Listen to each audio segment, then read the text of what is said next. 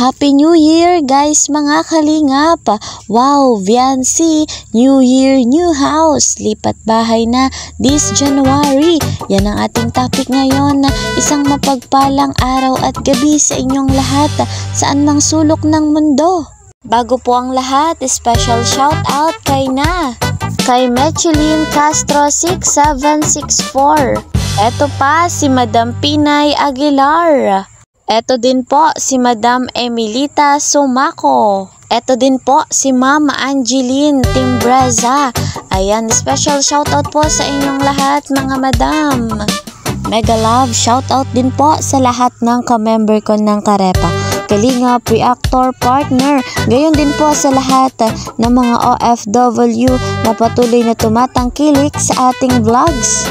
Sa bago po sa aking munting channel, ngayon pong 2025, patuloy naman po ako naglalambing. Please po subscribe, like and share at huwag niyo pong kakalimutan i-click yung notification bell para lagi po kayong updated sa aking mga videos.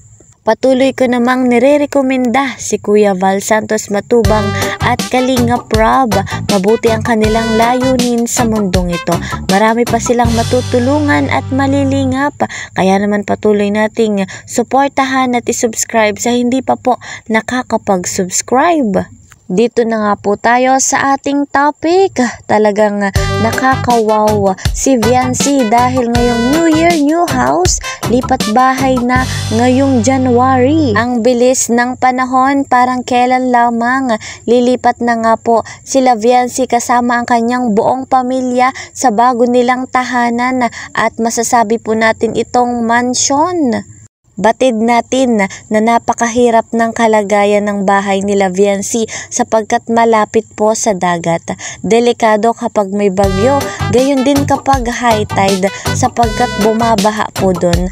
Halos nakasalala yung kanilang buhay. At ngayon nga pong January, nakakatuwa talaga sapagkat ang ganda na ng progreso ng kanilang bahay.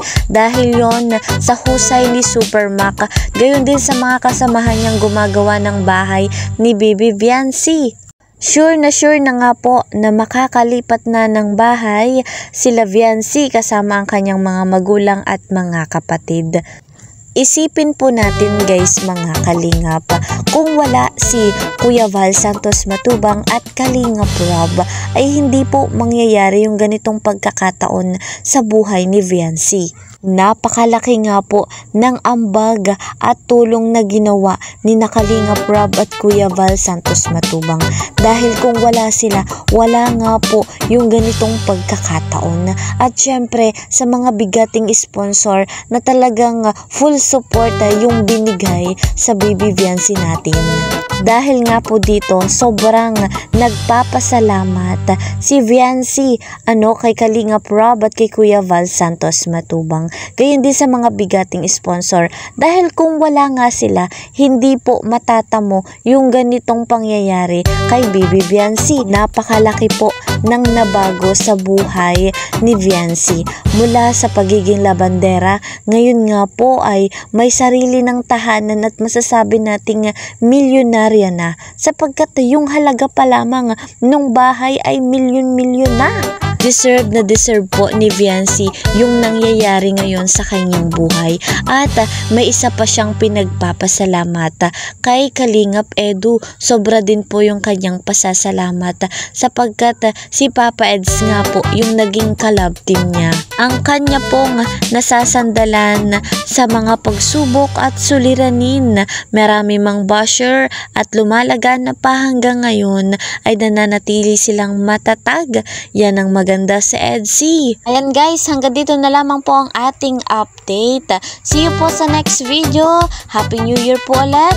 Ingat po kayo palagi. Bye-bye!